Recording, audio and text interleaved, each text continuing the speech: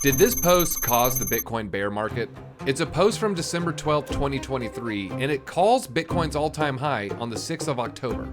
And the rationale is very simple. The 2017 cycle took 1,064 days. The 2021 cycle took 1,064 days. And if it took 1,064 days, the top was October 6th. Now, what's so scary about this prediction from December of 2023 is that Bitcoin did actually top on October 6th, and since then we're down 30%. But what if I told you everything about that post is a lie? This post says every cycle from the low to the high is 1,064 days, but is that actually accurate? Well, the answer is no. You can just go on X or go on Google, type in Fourier cycle, Bitcoin cycle, 1064. You'll see a lot of people just coming to the same consensus. But when you go into the charts yourself, you'll see that a different story emerges. The cycle isn't 1064 every time. And I want to give a big shout out to Marty Party for putting this on my radar. He has about 250,000 followers on X. The Fourier cycle never existed. If you use linear regression, the bull market top ends around March to September of 2026. The patient will be rewarded. But why does he have different numbers here? You do see 1064 for the previous cycle, but you see 847 and 749 for the other ones. This chart right here is one of the main reasons why you see that breakdown. So now we're looking at the drawdown from the 2015 low to the 2017 high. And a lot of posts say, well, 1064 is what you're going to expect. 1064 days right here. But Marty Party is saying 847. So what gives?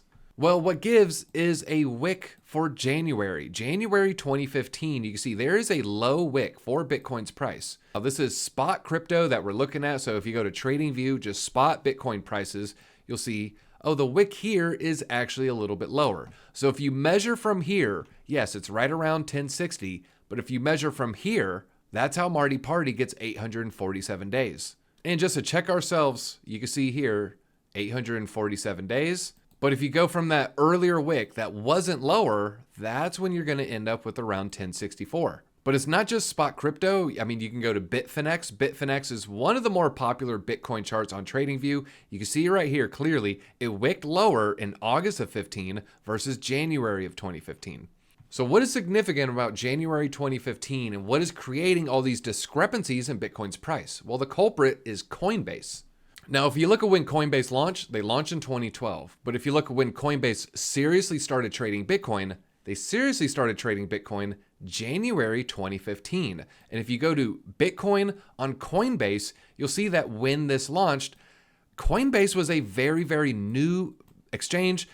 Small order books. They weren't the large player in town. In fact, they were a new entity. And you can see here, January, it wicked significantly lower than it would wick in August, September of 2015. And if you'll see here, Coinbase's exchange is only days old.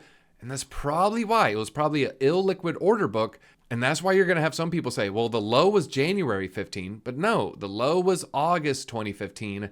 This is why you're seeing so many discrepancies. Coinbase didn't have a deep enough order book.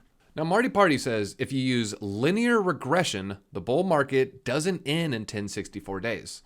Now, if we check the math ourselves, it's been a while since I've seen this equation. Y equals mx plus b. This gives us the linear regression. And when we measure all the cycles, including the first one, leading up to the peak in 2013, we got a 700 some odd day cycle. We got an 800 some odd day cycle. And then we got the 1064 day cycle. So looking at these three data points for our cycle lengths, that gives us our linear regression number for the fourth cycle. So this is going to be when Bitcoin tops if this cycle holds true. When you extrapolate, you end up at 1,201 days, or you can round to 1,202. And that was me checking the math here. That was me checking the math here, 1201.67. And Marty Party, he also came up to the same number. If you use his March sequence, and September is going to be the high end of the range, but I just like the March sequence there. So if you were to measure 1,202 days from the low, you don't end up with the top that happens on October 6th. When you go from the low, 1,201 days actually gives us a top that is 6th of March, 2026. So all the Bitcoin so-called experts saying, well, every cycle's been the same and the next cycle's going to be the same and October 6th was the top, pack it up. Maybe those facts don't actually align with reality. I'm DZ for Discover Crypto, and if you like this Bitcoin Alpha, I'll see you and your Bitcoin at the top.